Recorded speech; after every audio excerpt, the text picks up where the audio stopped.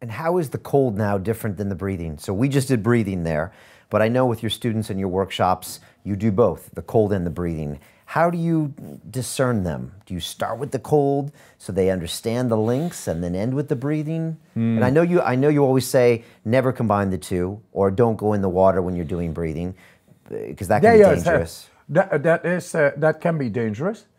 No, it is dangerous actually. Yeah. So don't do that. Just follow the free app, and then you see we got all the basic principles and the security measures therein. So that said, the cold is an amazing tool, an amazing stimulator to train what we call the cardiovascular system, which is a transportation system of our nutrients, oxygen, vitamins. The life force itself goes through the blood. It goes through this transportation system, the vascular system.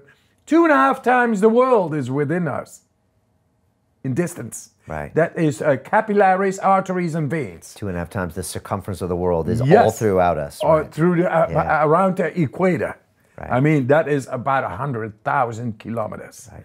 So that is inside. Imagine all those capillaries, all those veins and arteries they are composed by little muscles that logically to contract and dilate, to open and close, to make the blood flow go to all cells in the body. And with that, if it is trained and stimulated, and that is done through the cold, gradual cold exposure, not shocking exposure. Shocking is bad. You need to go gradually. Then all those little muscles begin to work. When they begin to work, they help the blood flow. And with that, the vitamins, the minerals, the oxygen, the life force, anything to the cells. So the cells are going to be provided with a lot more energy and better. They are better fed. So more energy will come out of there. Okay. It's already proven. Then another magical thing, what happens is that the heartbeat per minute goes down with 20 to 30 beats a minute. That means stress. So the stress normally relates directly to increased number of heartbeats a minute. And that if it is 20, 30 more, it's like cortisol comes in. Like there is danger. That's why we need to have more heartbeats to get the blood flow running, because we need to have the adrenaline, make the body stronger to fend off the danger. That is a stress situation. Now we have a stress situation because we have a bad vascular condition. Actually, it is a danger, but it is a danger which is ongoing all day. So what happens with the hormones, the cortisol comes in and doesn't leave the body. That's why we feel restless, we can't sleep. And that's most people's day. That is most... Overstressed. Exactly. Okay, so the cold gives them an opportunity to lower that heart rate down and to start decreasing the cortisol. Exactly. Okay. How simple. So what I say simply is a cold shower a day keeps the doctor away. But know that there is quite some physiology and gravity behind it. So do it well, and just do it, man. So in the morning, to have the cold shower instead of the hot shower. I do this all the time now because of you. But most people don't want to turn it colds. How do you get people to do it in the morning? Gradually? No, that the stress will come anyway. If you don't go to the cold will come to you.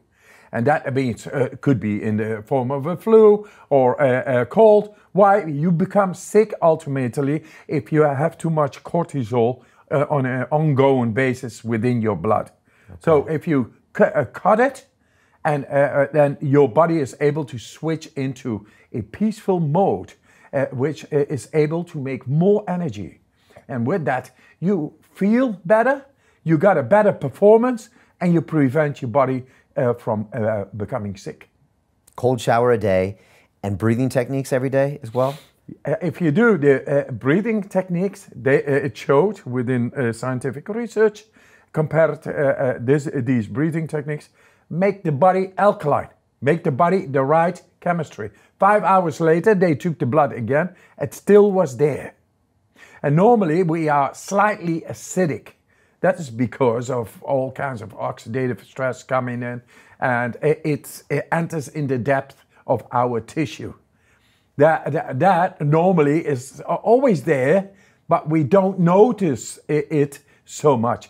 But because it is always there, in time, it's like garbage begins to be like fermenting, and that gets into our systems, and that is actually the cause of autoimmune diseases. Okay. Wow. So to empty the garbage can, we have to do these breathing techniques. Get the alkalinity up.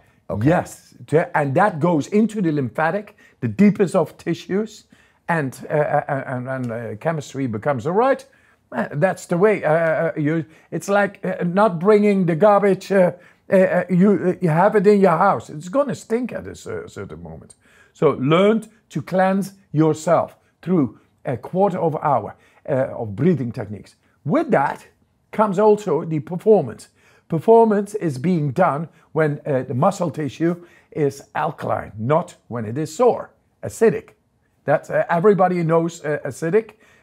Now we have a body. When the body becomes more alkaline in the right biochemistry, then the performance, the acetylcholine, the whatever neurotransmitters, they are able to go their way without fatiguing. They are able to go because the right chemistry is right there. So it's not only sentimental. You feel nicer, you feel better, you feel less stress, you feel you are better in performance, and you don't become sick. So you are the alchemist through very simple breathing techniques, through a cold shower. And then we get into the mind. In the end, our bodies are the seat of the mind. Our brain is connected with the nervous system, rooted all over in our body, but the captain is right over there. So who is the captain? Is it you? Or the outside influences and all that. Now I tell the power of intention, which has been shown lately in the study, being able just by thought, priming the body, doing the breathing, cold shower, yes of course, the transportation system, nice, doing its work, no stress in the body, all these little muscles nice in shape, helping the blood flow, the breathing, whatever garbage was inside, chemicals and all, it's all out. And then the mind is able, with the power of just the intention, to switch on anything you got in mind, which is related to the realization of your journey, of whatever you got to do from the depth of your being, your purpose. So it connects you with your purpose and your soul. Yes. To some higher consciousness, maybe, Wim? Oh, absolutely.